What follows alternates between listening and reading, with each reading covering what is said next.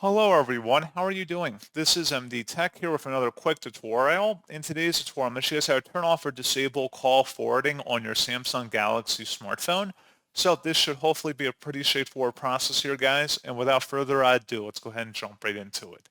So all you have to do is swipe up on your home screen, and you want to select the phone app on this page, and then select the three-dotted icon at the top right, and select the settings button. Underneath General, select Calls, and then select Call Forwarding.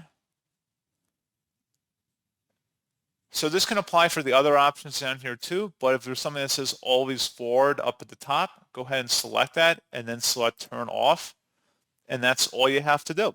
So pretty straightforward process on that, guys, and as always, thank you for watching. I do hope that I was able to help you out, and I do look forward to catching you all in the next tutorial. Goodbye.